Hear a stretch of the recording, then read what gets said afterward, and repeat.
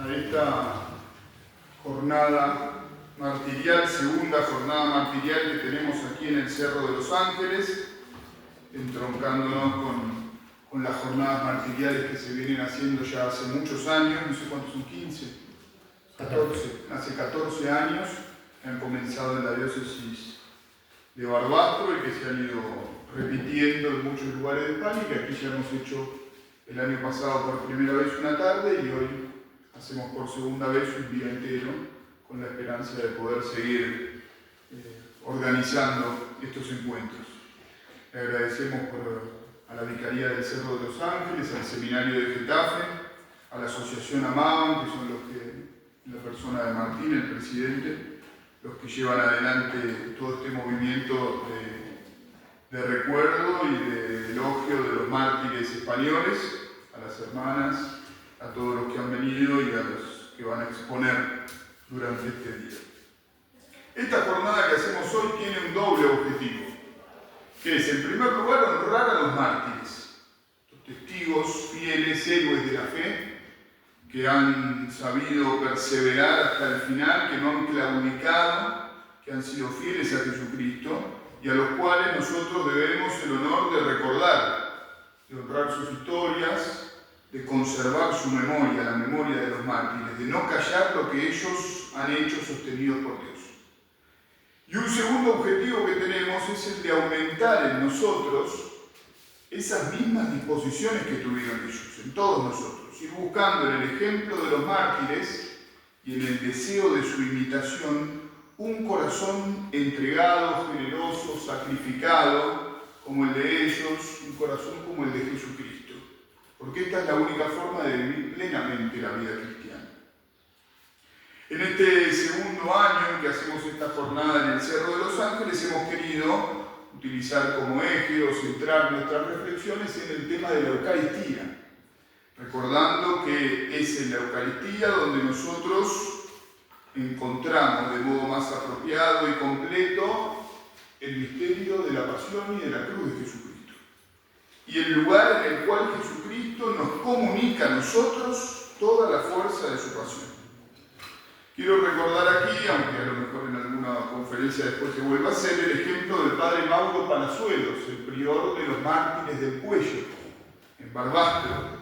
El padre Mauro, superior de los monjes, contaba en ese momento con 32 años, pudo, cuando llevaron a todos sus monjes a la cárcel en Barbastro, en el Colegio de los Escolapios, continuar celebrando la misa algunos días, hasta el día en el cual llegó desde Barcelona una columna anarquista, la llamada Columna Roja y Negra. Y cuentan algunos testimonios que a partir de ese momento se prohibió a todos los que estaban presos en el Colegio de los Escolapios continuar celebrando la misa. Se prohibió cualquier tipo de culto, incluso dentro de la misma capilla. Y algunos cuentan que durante algunos días más, el padre Mauro Palazuelos, en horarios de mucha madrugada, a las 2, 3 de la mañana, se despertaba solo para en un rincón detrás de la capilla poder celebrar sus misas privadas. Y de ese modo pudo conservar, hasta casi el momento del martirio de su comunidad, formas suficientes como para alimentarlos de la comunión cada día. Y esto nos puede permitir a nosotros remontarnos un poco a un momento de la vida del padre Mauro que había sido unos 10 años antes, él casi apenas ordenado sacerdote, cuando le tocó ir al monasterio de Buckfast en Inglaterra. Apenas ordenado lo mandaron allí a estudiar inglés y lo mandaron allí a aprender un poco de apicultura. Y resulta que el padre Mauro tuvo como superior en ese monasterio al abad benedictino Ansgar Bonnier, Don Bonnier, que escribió un libro sobre la Eucaristía. Y entonces a mí me gusta pensar que el padre Mauro había aprendido de este abad el valor que tiene la Eucaristía como fuerza para el sacrificio. Dice, por ejemplo, Don Bonnier, en su libro, participar en el gran holocausto de Cristo en la cruz, con la finalidad meramente utilitaria de recoger los beneficios de este sacrificio, es solo una mitad de la religión cristiana. Ir solamente a buscar las gracias que necesitamos a la comunión es una parte. El cristianismo completo, sostiene que el sacrificio ha sido puesto en nuestras manos para que nosotros también tengamos un sacrificio. El sacrificio de Cristo se nos ofrece en la comunión como fuente de nuestro propio sacrificio. Y para que obremos como lo han hecho siempre los hombres que caminaron en presencia de Dios, con fe limpia y sencillez de corazón, ofreciendo a Dios un sacrificio de suave aroma. El padre Mauro Palazuelo, seguramente conociendo de labios de su propio abad durante 2 años que permaneció allí esta doctrina, la supo hacer vida en los momentos más importantes de su vida, previo a su muerte, y supo hacer de ello la fuente y el sostén de su propia comunidad. Supo sostener a sus monjes con la comunión para que sean fieles, con el sacrificio de Cristo.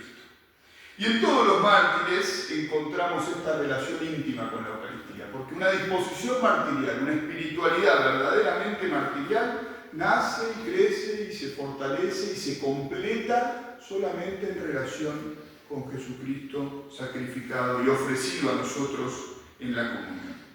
Por eso vamos a intentar durante este día, con los ejemplos de los mártires que vamos a poder recordar, con el contexto más general que nos va a dar después Martín sobre la devoción eucarística en la época de la persecución española, con la charla de espiritualidad que nos va a dar el padre Elvio sobre esa relación íntima entre el sacrificio de Cristo y el nuestro, vamos a intentar descubrir cómo los mártires se alimentaron para su sacrificio de la comunión, cómo se alimentaron de su devoción eucarística y cómo nosotros podemos encontrar también tesoros infinitos en cada comunión y cómo podemos sacar de ahí la fuerza para entregarnos cada vez de modo más generoso. Vamos a recibir ahora para la primera charla al padre José Ramón Godino. Está recién llegado el padre, le agradecemos mucho que haya venido, es el delegado diocesano para las causas de los santos en nuestra diócesis de aquí de Getafe, y nos va a hablar sobre el ejemplo de los seminaristas mártires de Madrid. Ya nos va a contar todo esto. Recibimos con una pregunta.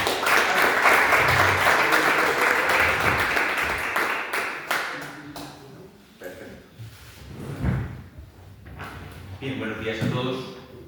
Como me imagino que sabréis, el gran evento en torno a los mártires del siglo XX en España en el otoño va a ser la beatificación de 11 siervos de Dios que estuvieron vinculados en mayor o menor medida con el Seminario Conciliar de Madrid en los años 30 del siglo XX. Yo lo que quiero en esta jornada, en este ratito que voy a hablar con vosotros, es, en primer lugar, tomar conciencia del contexto en el cual se movió la persecución religiosa, específicamente en el Seminario Conciliar de Madrid. En segundo lugar, tomar conciencia también de los rasgos más importantes que tuvo esta persecución, sobre todo en su modo de desarrollarse. Y en tercer lugar, lo que sí que quisiera es presentar 4 figuras de los 11, presentar 4 figuras porque son las vinculadas directamente con esta diócesis. Como sabéis, en el año 1936 solo existía en Madrid una diócesis, la diócesis de Madrid-Alcalá, y en el año 1991 tiene lugar la división de la provincia eclesiástica de Madrid en la archidiócesis de Madrid y las diócesis hermanas de Alcalá de Henares y Getafe. Por lo tanto, nosotros en este caso, como diócesis de Getafe, tenemos 4 mártires, pero realmente tenemos por territorio no porque pertenecieran a la diócesis, porque la diócesis todavía no existía. Para que nos pongamos en situación, para que veamos un poco de lo que estamos hablando, en el año 1936 el Seminario de Madrid tenía 215 seminaristas. Por lo tanto, era un seminario que tenía muy buen ritmo, tenía muy buena fama dentro de España, y esa fama se debía a 3 cosas fundamentales. La primera, que las instalaciones eran, se podría decir, de última generación. El Seminario Conciliar de Madrid se funda con la fundación de la diócesis, en el ático del Palacio Episcopal, pero el edificio actual del seminario se funda en 1906. Por lo tanto, el seminario tenía 20 años de antigüedad, era un lugar muy grande, era muy buen sitio. En segundo lugar, el seminario tenía un rector que era particularmente interesante, don Rafael García Tuñón, que llevaba esa casa de una forma, se dice que admirable, y que por lo tanto gobernaba el seminario de una forma muy acertada. Pero había un tercer punto que hacía que el seminario fuera especial. Y ese punto era el director espiritual del seminario, que seguramente a algunos suena, era don José María García Leguía, que es también siervo de Dios, que acabó siendo obispo auxiliar de Madrid, obispo de Huelva y acabó siendo arzobispo de Valencia. Es el fundador de las Oblatas de Cristo Sacerdote. Pues el equipo formado por don Rafael, por don José María, las instalaciones, la centralidad evidente al estar en la capital de España, hacían del Seminario de Madrid un lugar muy interesante y sobre todo, pues, un lugar que tenía muchísima perspectiva de futuro. Pero, como en todos los lugares, el año 1931 supone un corte, supone una brecha en lo que pues, se había desarrollado en España, porque el cambio de régimen también implica un cambio social bastante traumático y bastante rápido. En 1931, es un dato que seguramente ustedes conocen igual que yo, ya con la proclamación de la Segunda República hay sucesos de persecución religiosa. O sea, la persecución religiosa del siglo XX en España no comienza en el año 1936, tampoco comienza en el año 1931. Habría que irse como mínimo hasta la Semana Trágica de Barcelona, que allí se queman iglesias y se hace un montón de violencia religiosa. Pero en lo que tiene que ver con Madrid, en el año 1931 ya se produce una gran violencia religiosa. Hay que recordar, por ejemplo, que las reliquias de San Francisco de Borja son profanadas ya directamente en 1931 y que la iglesia de la Compañía de Jesús es quemada en 1931. O sea que esto no es una cosa que luego sucedió al hilo de la guerra, sino que tenía ya una cierta trayectoria. Pues en ese año 1931, el rector don Rafael decide enviar a los seminaristas de vacaciones en primavera. Después les hará volver otra vez para examinarse y, de una forma apresurada, el 30 de mayo los manda de vacaciones a su casa. Después, en el curso del 31-32 y particularmente hasta el año 34, el Seminario de Madrid podrá seguir adelante con una cierta normalidad. Pero en 1934, como saben, hay otra revolución, la Revolución de Asturias, en la cual también se produce un número importante de martirios. Se martiriza, por ejemplo, a un grupo grande de frailes de la Salle, pero, bueno, pues esa Revolución de Asturias no se puede ceñir únicamente a Asturias, sino que también tiene una cierta extensión en el resto de España. En la capital también hubo violencia durante esta revolución. De todo esto podemos hablar muy directamente de cómo se vivió en el seminario, porque había un seminarista que escribía habitualmente a su familia cartas. Se llamaba Castro Zarco García, es uno de los nuevos beatos. Y este hombre, bueno, pues escribía a la familia contándole lo que vivían. En referencia a lo que se vivió en 1934, dice lo siguiente a sus padres. Hemos corrido un riesgo singular esta vez. Como saben ustedes, es quizá el sitio más estratégico de Madrid. El Seminario de Madrid, si no lo sabe alguno, está en las Vistillas, continuando con la cornisa de Madrid que hace el Palacio Real y la Almudena, el viaducto y luego el edificio a continuación es el Seminario de Madrid. Porque dominado él, se tiene dominado uno de los sitios más eficaces. Cayó en ello el gobierno de la República, que en 1934, también hay que recordar, no era un gobierno especialmente hostil a la Iglesia, porque en ese gobierno estaba la Ceda presente. Cayó en ello el gobierno, y situó aquí una guarnición de asalto pertrechada de mucha metralla. Pero no ha sido utilizada para nada. La revolución la hemos vivido a nuestro modo, sin clase, y asomados a las ventanas viendo hacerse y deshacerse barricadas y oyendo sobre todo el tiroteo. Ya oíamos tiros como quien oye llover. Había ratos en que el estruendo semejaba al ruido de una traca. Los hemos tenido bien cerca, a 20 metros. A algunos de los que salíamos a hacer la instrucción les ocurrió que hubieron alguna vez de volver, las manos en alto y continuamente encañonados.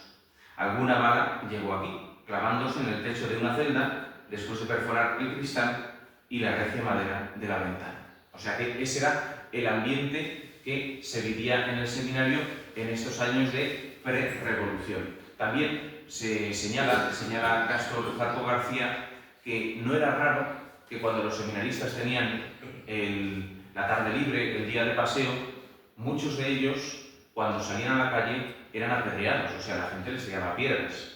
Ellos, cuando salían a la calle y estaban en Madrid, tenían la obligación y el deber de vestir sotana, o sea que los seminaristas se quitaban la sotana en vacaciones para ir a su casa. Pero cuando estaban en el seminario y todo lo referido a la vida del seminario, ellos debían vestir sotana habitualmente, la sotana propia del seminarista. En estas estamos cuando llegamos al año 1936. 1936 tienen lugar unas elecciones generales, como sabéis, en febrero.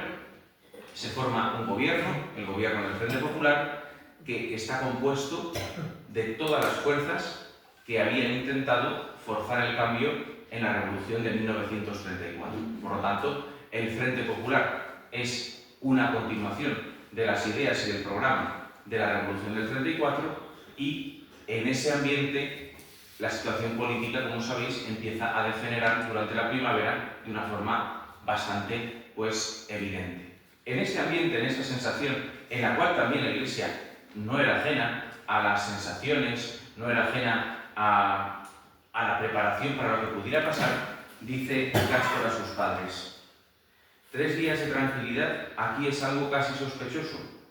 Ayer hubo 2 o 3 quemas de colegios o conventos, y algunos crímenes con pobres monjas. A algunas las acuchillaron en la cara, y a otras las desnudaron, y a otras las arrastraron. O sea, a la altura de 1936 hay una conciencia de que la Iglesia va a ser martirizada. No porque tuvieran una bola de cristal, sino porque, por un lado, veían el peligro cada vez más cerca, veían que los llamados episodios de violencia religiosa cada vez eran más cotidianos y, en segundo lugar, tenían ciertas referencias de lo que había sucedido en otros lugares, principalmente de lo que había pasado en México en la década anterior. Por lo tanto, sabiendo lo que había pasado en la Cristiada, conociendo lo que había sucedido también en la Revolución Soviética, sabiendo y conociendo lo que había sido el genocidio armenio en el año 1914, ayer se cumplía el aniversario, como todos los años. Bueno, pues los seminaristas, los religiosos en España, particularmente los seminaristas, sabían que tenían que formarse para una más que posible vocación de martirio. Y por eso, el 18 de julio de 1936, que era un sábado, era un día de fiesta, era un día muy tranquilo, cuando a los seminaristas que quedan en Madrid les sorprende el estallido de la Guerra Civil, ellos seguían con su vida más o menos normal. Los seminaristas de los 215, la mayoría, los que no eran de Madrid capital, se habían ido a su casa, estaban de vacaciones. Los seminaristas de Madrid capital estaban en un retiro espiritual en el seminario, que precisamente predicaba otro siervo de Dios que también está en causa de beatificación, don Hermógenes, que era párroco de Carabanchel, pero antes había sido formador del seminario. Y en ese retiro espiritual les sorprende el anuncio de que ha comenzado un alzamiento y de que las fuerzas de izquierda han dado armas para que las milicias participen en la defensa de la nación. Todo eso sucede mientras están en el seminario. Don Rafael García Tuñón, también ya estaba al tanto de todo, era consciente del peligro que se estaba viviendo y, sobre todo, era consciente de que el barrio de la Latina era particularmente peligroso. ¿Por qué? Porque el barrio de la Latina estaba gobernado por un concejal que había sido responsable de muchas de las acciones en Madrid en contra de la Iglesia. Y por lo tanto, mientras estaba teniendo lugar ese retiro espiritual en el seminario, mientras todo eso pasaba, uno de los testigos, don Hermenegildo López, que era director espiritual del seminario, dice que pasó lo siguiente. Estando comiendo, bajó el portero a decirnos que estaban las tropas para apoderarse del seminario e incluso que ya habían roto la mampara de cristales que impedía el libre acceso. Nos fuimos a la capilla a consumir las sagradas especies y, vestidos de paisano, tuvimos que salir por la puerta posterior que había en la puerta del seminario, que era para servicio del ordenado. Cada uno se fue a su casa. Al día siguiente, el día 19, llamé al seminario para ver si podía celebrar allí la misa. Contestó un miliciano diciendo que me iba a escabechar. O sea que, a la altura del domingo 19 de julio, el seminario ha sido asaltado, los seminaristas que estaban de retiro tienen que salir precipitadamente del seminario, también el equipo de formadores, toda la comunidad del seminario que quedaba desaparece porque el seminario de Madrid es ocupado por los milicianos, es desvalijado y ocurre también un hecho que tiene una singular importancia. Y es que en ese ataque, en ese asalto al seminario de Madrid, no es un asalto totalmente popular, no es un asalto que sea pues descontrolado, sino que hay una cierta organización. ¿Dónde sabemos que hay esa organización? Porque hubo una cosa que no desvalijaron y que se incautaron de una forma muy cuidadosa, y fue el archivo. ¿Por qué querían los milicianos el archivo del seminario? Muy sencillo, porque en el seminario estaban todas las direcciones de todos los seminaristas. Por lo tanto, si en algún momento era necesario, era tan sencillo como acceder al registro y saber dónde estaba este y este, para ir a su casa, si era necesario, y meterlo en la cárcel o lo que fuera después. Claro, los seminaristas tontos no eran y la inmensa mayoría de ellos se fue a sus casas, la inmensa mayoría de ellos se puso a salvo, la inmensa mayoría pues pudo salvar la vida. Eso es así. El dato es objetivamente muy claro. De todos los seminaristas que había en España en el año 1936, solo mueren 111, me parece. O sea que no son tantos. En comparación con religiosos, religiosas, sacerdotes, incluso obispos, no mueren tantos seminaristas. Yo creo que también se respeta mucho la vida de los seminaristas en algunos lugares. Pero aquí en Madrid sí que hay una gran proporción de martirios, porque de los 111 mueren 23 en Madrid. 23 no porque todos fueran del seminario de Madrid, sino porque, como veremos ahora a continuación, también había seminaristas de otros lugares de España que acabarán muriendo mártires en Madrid por haber sido parte del ejército, por estar de paso en Madrid, por otra serie de cosas. El caso es que los seminarios, por lo que podemos saber, estaban más o menos controlados hasta el año 36 y que en el seminario de Madrid, como en el resto de seminarios de España, en verano se interrumpe radicalmente toda clase de formación. Del seminario conciliar de Madrid van a morir 11 seminaristas. Pero, como todo en la vida, sabiendo el nombre de los 11, no todos los seminaristas que murieron mártires han podido recibir un proceso de canonización. El motivo, de algunos de ellos no tenemos apenas ningún dato. Y cuando se hace la instrucción del proceso, primero comisión histórica, luego declaraciones y demás, cuando se entregan las informaciones, todo el entramado que se hace de la fase diocesana cuando se entrega en Roma, como sabéis, pues lo que no tiene suficientes datos se tiene que descartar. Entonces, de estos 11, 4 seminaristas no han podido avanzar en el proceso porque no se tiene objetivamente datos suficientes ni sobre su vida ni sobre su posible martirio. Por lo tanto, se tuvo que desechar esa posibilidad. Pero, aunque 4 no han podido pasar, sí que hay 2 seminaristas, uno de la diócesis de Barbastro y otro de la de Toledo, que entraron en esta causa. Aparte, tendríamos otros 4 seminaristas españoles que están en distintas causas abiertas en otras diócesis y a día de hoy, de los seminaristas de Madrid, tenemos 6 que no forman parte de ningún proceso. ¿Por qué? Porque murieron como soldados, delatados por sus compañeros, pero murieron como soldados en la guerra civil.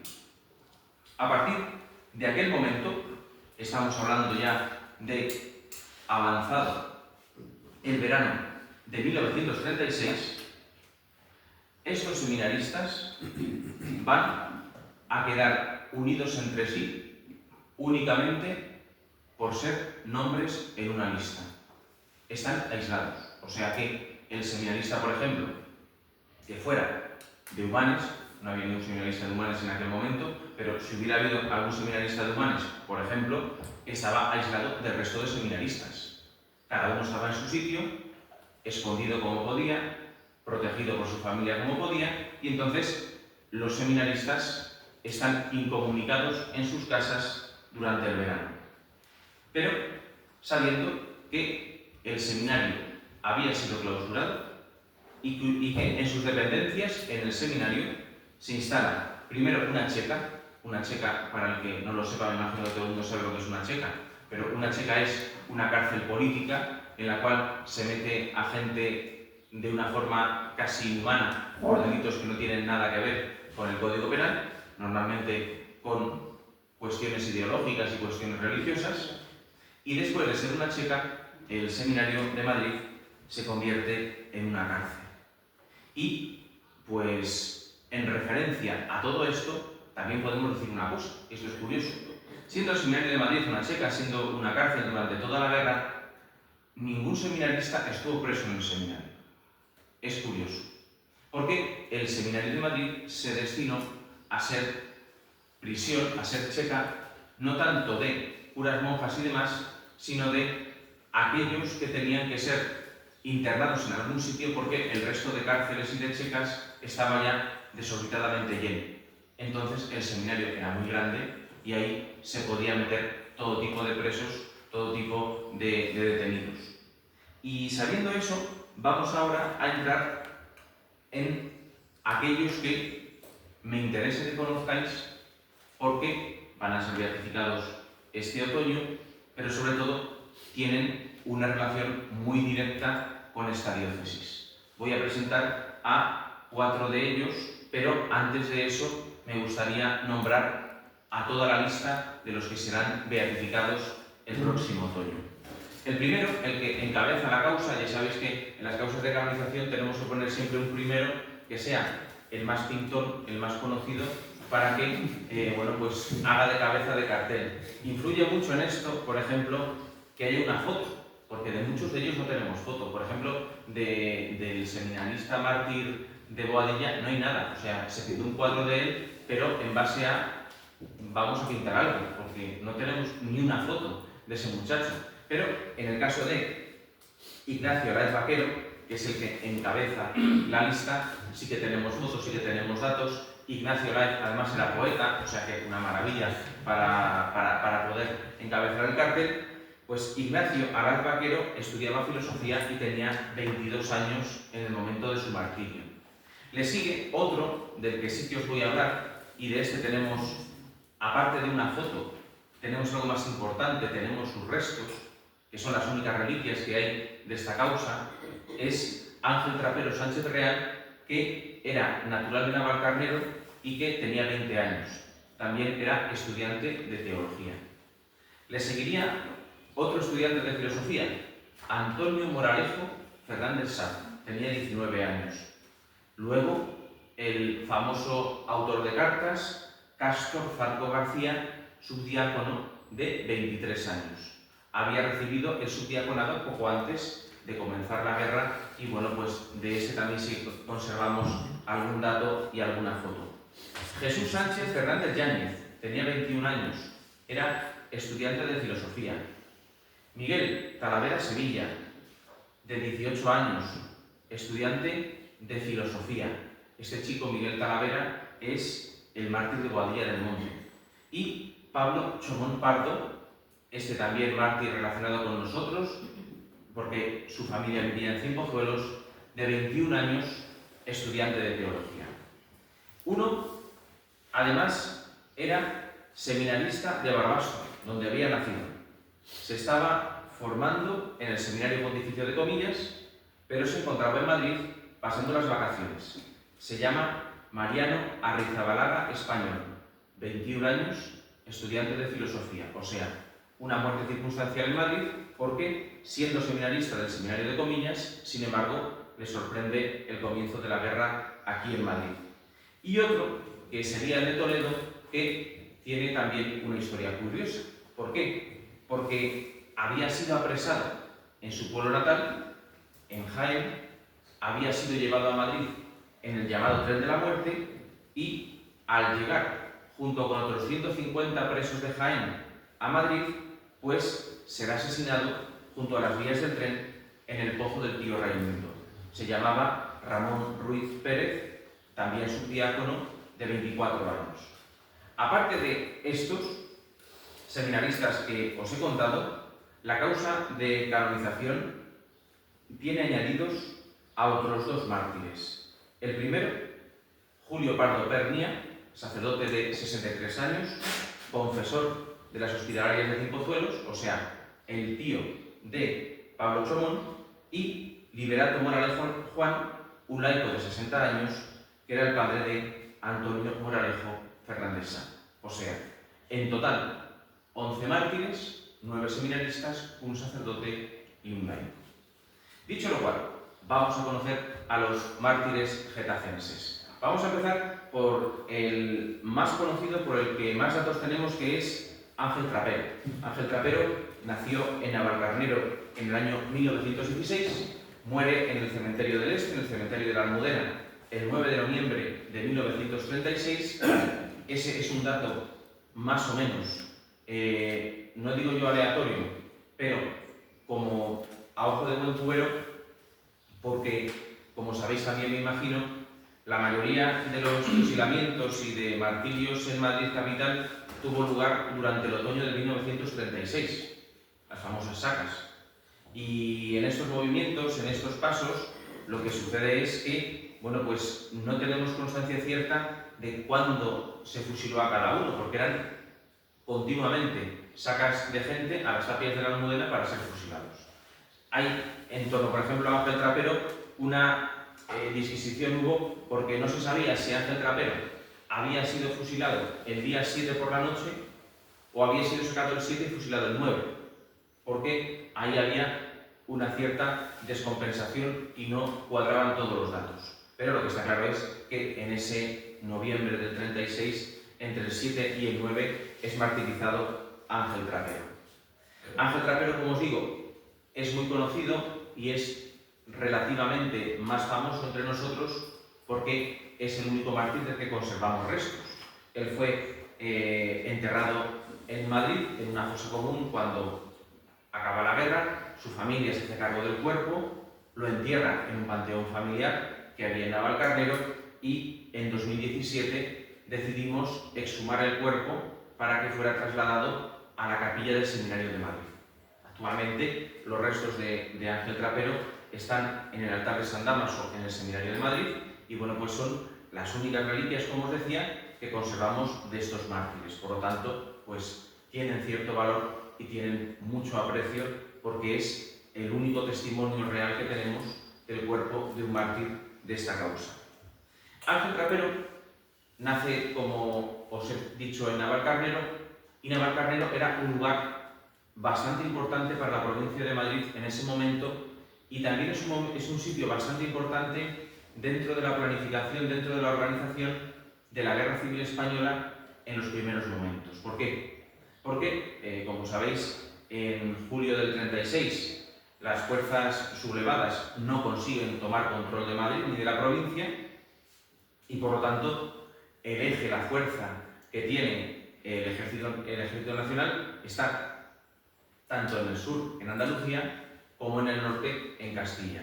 Sin embargo, se hace complicado en un primer momento acceder hasta la provincia de Madrid y por eso el Ejército Nacional avanza a través de Extremadura siguiendo el Valle del Tajo y de una forma también testimonial, no tanto estratégica como testimonial, pierden una serie de días para liberar Toledo y sobre todo liberar el Alcázar de Toledo, que se había convertido en un símbolo. Todo eso retrasa el avance hasta Madrid y por eso cuando las tropas nacionales entran en la provincia de Madrid ya ha dado tiempo a que Madrid más o menos se pueda fortalecer, se pueda fortificar y que haga mucho más difícil el acceso en la capital.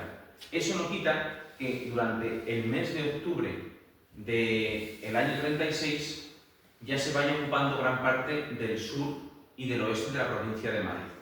Lo que pasa es que para nuestros mártires otoño ya era demasiado tarde. Entonces, entendemos, por ejemplo, que aunque Navalcarnero se convertiría en la sede de la diócesis de Madrid durante la Guerra Civil, a la altura del verano del 36 no había prácticamente nada que hacer porque toda esa parte era parte republicana, era parte del ejército de la República. Por lo tanto, la curia diocesana de Madrid se establece en Navalcarnero el 26 de noviembre de 1936 y Ángel Trapero lleva ya muerto 2 semanas prácticamente cuando tiene lugar eso. Por eso uno dice, Navalcarnero fue casi toda la guerra zona nacional de aquella manera porque para Ángel Trapero pues fue demasiado tarde para poder llegar y para que pudiera salvar su vida. El caso es que Ángel había nacido allí el 23 de junio de 1916, pertenecía a una familia acomodada, su padre era segoviano y relojero, se llamaba Juan Trapero, su madre era Sabina Sánchez Real, natural de San Martín de Valdeiglesias, y bueno, pues había sido bautizado allí, evidentemente en su pueblo, y de los datos que tenemos es que él entra en el seminario para hacer directamente segundo de latín, o sea que no entra en el seminario directamente en el primer año con 12 años, que era lo habitual en aquel momento para hacer el primero de latín, sino que él entrará un año después al seminario para hacer segundo de latín. Con lo cual, sin saber muy bien dónde empezó sus estudios, se puede llegar a la conclusión de que Ángel Trapero el primer curso lo hizo fuera del seminario conciliar y es en el segundo curso cuando entra ya en la Comunidad de Madrid. Y al entrar en esa Comunidad de Madrid, pues hace 7 cursos. Hace 3 cursos de latín, hace la filosofía y alcanza a realizar un año de teología. ¿Qué sabemos de esos años de formación?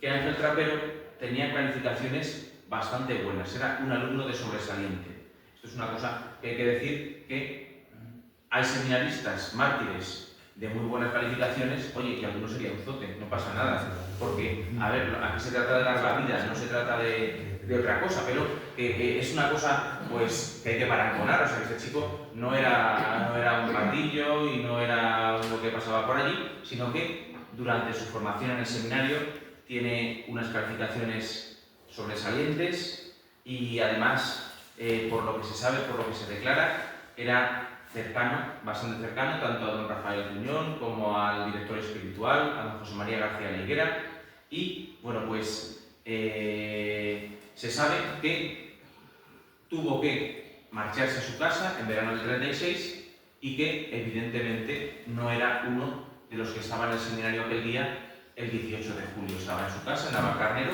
y estaba en su pueblo tranquilamente. De Navalcarnero sabemos que, como os he dicho, va a pertenecer a la República hasta octubre del 36. Por lo tanto,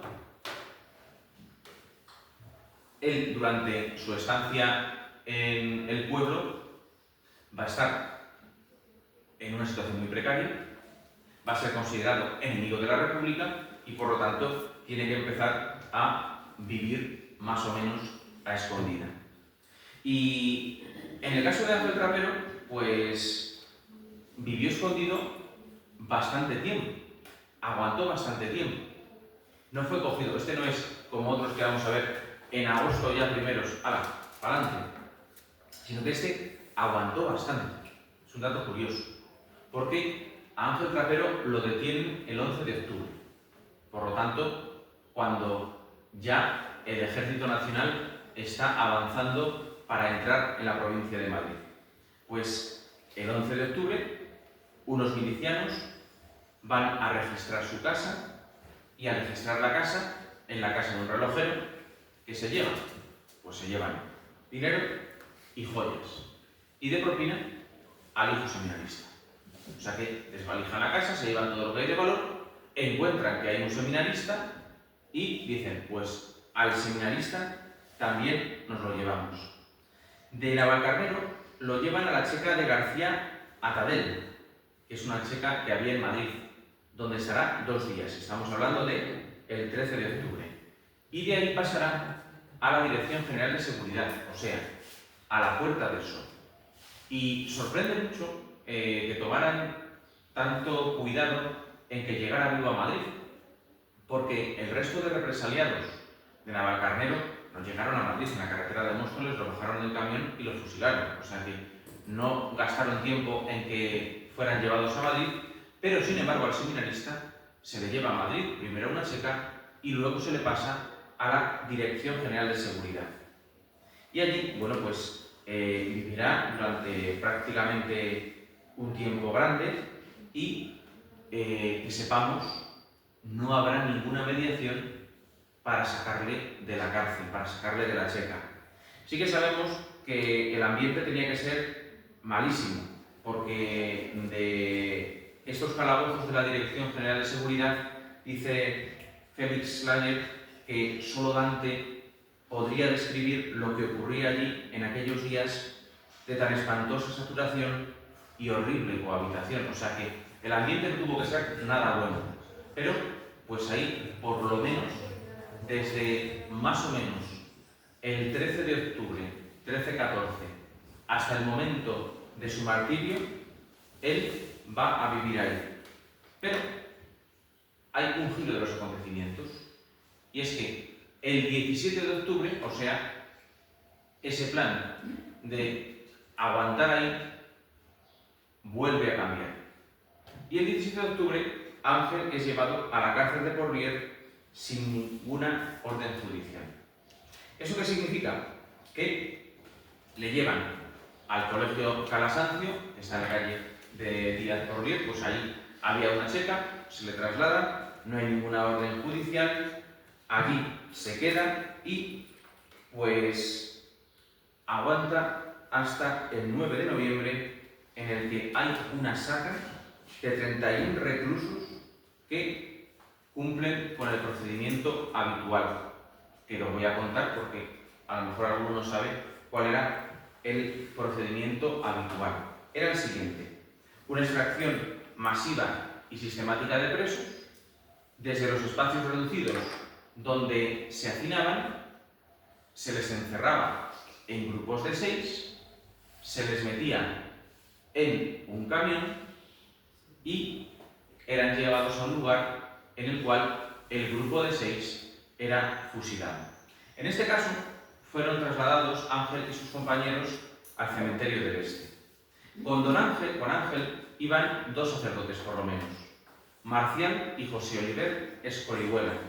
También muy probablemente en este grupo iba Maximiliano González Bustos y también Bernardo del Campo, presbíteros. Estos no se sabe, pero al menos iban los hermanos Oliver Escorihuela, seguramente, y estos otros 2 curas probablemente también iban en esta saca. Y se dice lo siguiente: que sus cadáveres fueron enterrados en una fosa común y que Ángel es inscrito como cadáver desconocido, muerto a causa de una hemorragia. Por lo tanto, como se podría decir, pues fue una muerte cristiana como debe ser, dando su vida, derramando su sangre, confirmando su fe hasta el final. Podemos saber también que este muchacho, pues evidentemente dio testimonio de su vida de una forma, pues, radical, porque es muy llamativo. Yo fui el que desenterró su cuerpo y fui el que cogí su momia en brazos, o sea que era muy llamativo el ver cómo, por ejemplo, no había muerto en el primer momento del fusilamiento, sino que le habían tenido que dar un tiro en la cabeza y tenía el cráneo totalmente hundido del tiro de gracia. Pues encontramos también las balas dentro de su cuerpo, o sea que la bala dentro de la cabeza también apareció. Él tuvo que pasar mucho frío, el cuerpo envuelto en papel de periódico debajo de la chaqueta y del jersey. O sea, todo eso pues nos habla no de un martirio lejano, de un martirio que, bueno, pues que quedó ahí, sino de algo pues que es real, que se puede ver, que se puede tocar, que de verdad es un gesto de confirmación de la fe. El segundo seminarista que me gustaría presentaros, y como todavía me quedan 10 minutos, pues lo puedo hacer, es Miguel Talavera Sevilla. Este chico venía de Boadilla del Monte. Había nacido allí en Boadilla el 29 de septiembre del 18 y él va a morir antes que Ángel el 9 de octubre de 1936 en la carretera de Aravaca o en el cerro de Boadilla. No se sabe, porque sus restos no han aparecido. El caso es que Miguel era el hijo de Ángel Talavera y Matilde Sevilla. Se le llama precisamente Miguel porque nace el 29 de septiembre, o sea, lleva el nombre del santo del día. Se sabe que sus padres eran de muy fuertes convicciones católicas. Se sabe también que este chico pues, fue monaguillo en su pueblo hasta que entró al seminario. Y bueno, pues se sabe que su vinculación con la parroquia era grandísima y que precisamente fue su párroco el que le preparó para el ingreso al seminario conciliar que hizo en septiembre de 1929. Hasta 1936 también hizo 7 cursos, estudia los 4 enteros de latín y los 3 de filosofía. Y además va a ser compañero del siervo de Dios Jesús Sánchez durante el curso del 32 al 33. O sea que hay datos también de su vida en comunidad. Se sabe también porque aquí la familia de Miguel pues ha perdurado en el tiempo. De Ángel Trapero queda todavía familia, pero no tanta, pero de Miguel sí. De Miguel pues han estado muy cerca, incluso algún hermano ha estado muy cerca de vivir la beatificación, pero cuando llegó el anuncio en invierno este año, pues justo en esos días había muerto la hermana. O sea que le quedó pues el último tramo para, ya lo habrá visto desde el cielo seguramente, pero sabemos que él mantuvo un gran contacto con su familia, que iba mucho a casa porque Boadilla estaba muy cerca del seminario de Madrid. Y bueno, también sabemos que probablemente él se enteró de lo que había pasado en el seminario el 18 de julio. Por la cercanía, evidentemente, tuvo que tener más conocimiento de lo que sucedió en el seminario el 18 de julio.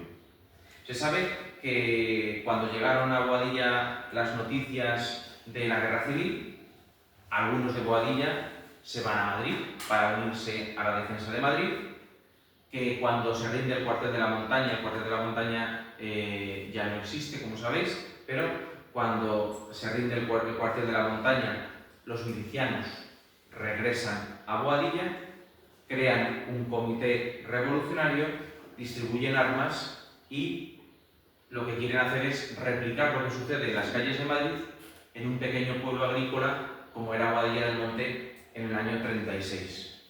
Aparte de eso, evidentemente, implementan la persecución religiosa, o sea, lo primero, queman la iglesia parroquial, destruyen el convento de las Carmelitas, detienen y asesinan a don Benjamín, el párroco del pueblo, luego, al día siguiente, se asesina a don Melitón, el capellán de las Carmelitas, y bueno, pues estos sacerdotes que también están en causa de canonización que están en la primera causa de sacerdotes de la provincia eclesiástica, pues derraman su sangre en los primeros días de la guerra civil.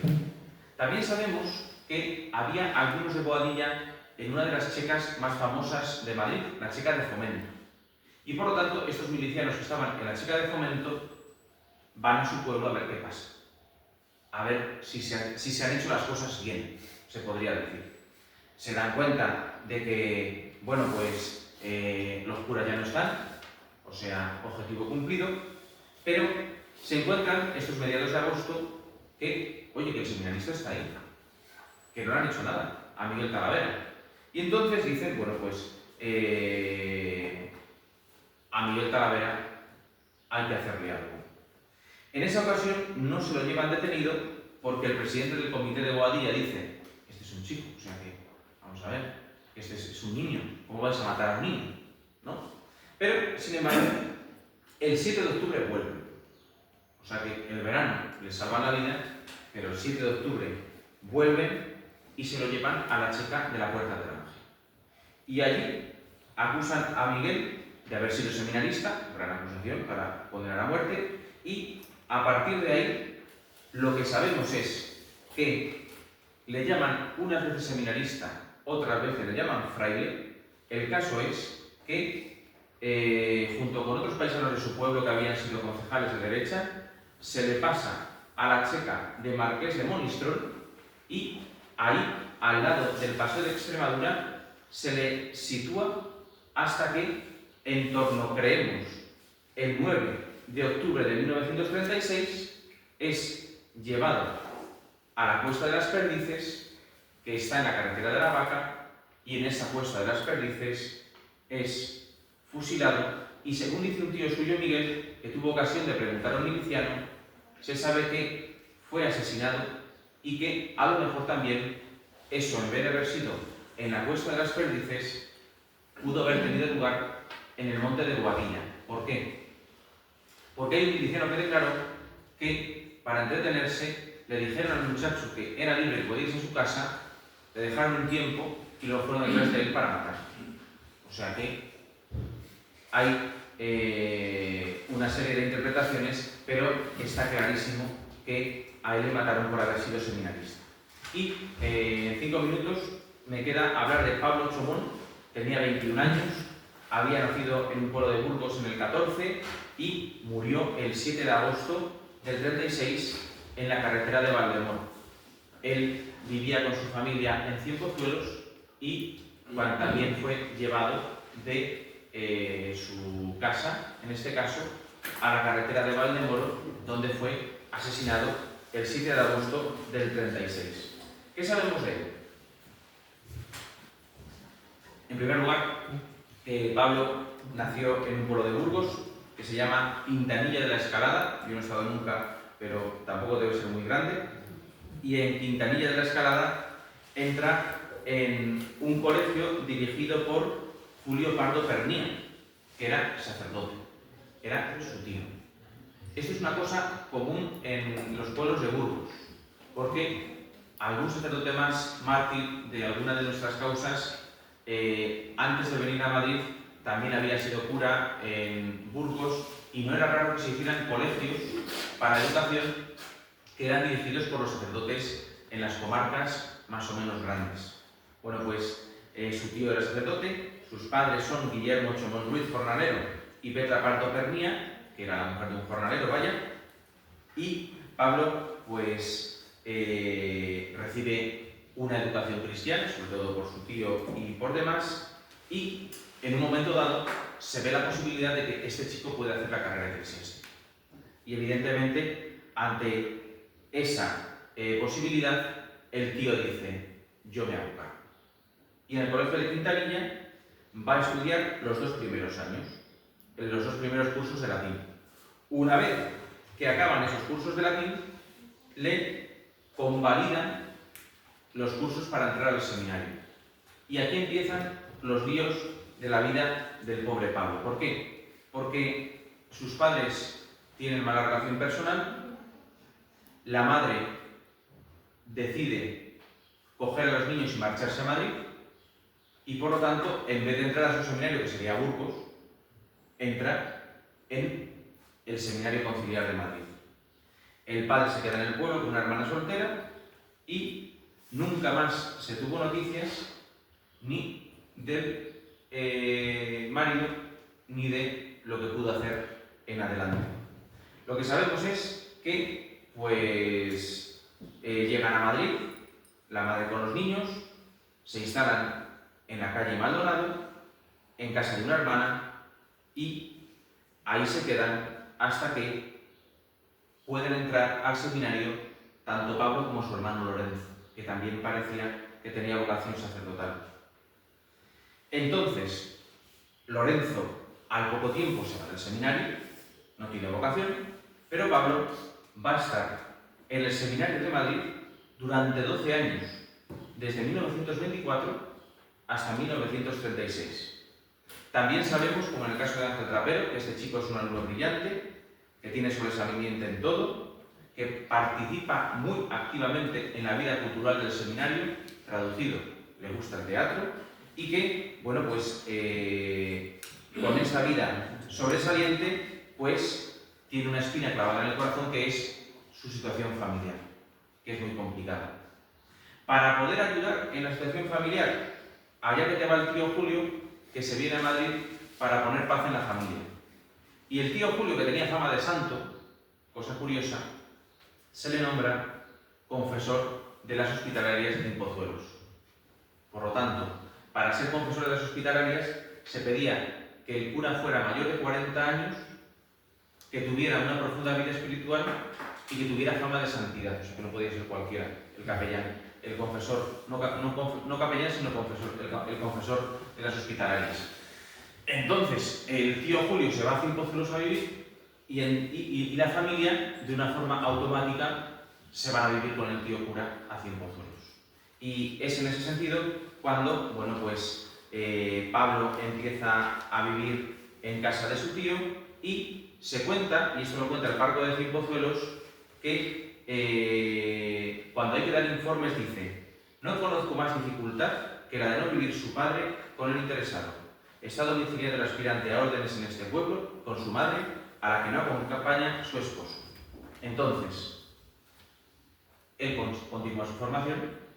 Julio del 36 le pilla en su casa en Cienpozuelos, va a pasar allí las vacaciones, pero le sorprende el estallido de la guerra, que en Cienpozuelos fue particularmente virulento, porque lo primero que se hizo fue incautarse de todos los edificios religiosos y por lo tanto fuera monjas, que en Cienpozuelos había 3 comunidades de monjas, fuera frailes, porque estaban los hermanos de San Juan de Dios con el psiquiátrico, o sea, todo eso fuera todo incautado. Y comienza también la persecución contra el clero de Cienpozuelos. Hay algunos que están en causa de canonización, pero lo que sabemos es que son mandados a casa el 31 de julio, se les prohíbe vestir de religiosos y tienen que vestir de civiles, pero que el 6 de agosto son sacados de la cama, son llevados a la iglesia parroquial, que era una cárcel en aquel momento, y el día 7 son martirizados, el tío y el sobrino. Pues también de ellos no sabemos muy bien dónde están enterrados, están en el Valle de los Caídos, pero como fueron llevados en en sacas, se sabe de los mártires y de la gente que está enterrada en el valle, se sabe en qué cámara están, pero no se sabe qué huesos son cada uno, es un lío, o sea que sacar un cuerpo del Valle de los Caídos es una tarea prácticamente imposible a día de hoy, pero sabemos que están ahí y que, bueno, pues también son un testimonio de santidad que podremos vivir a partir del próximo otoño cuando sean beatificados. Así que, pues espero que os haya gustado conocer estas figuras y espero también que podáis crecer en su devoción y en su cercanía. Muchas gracias.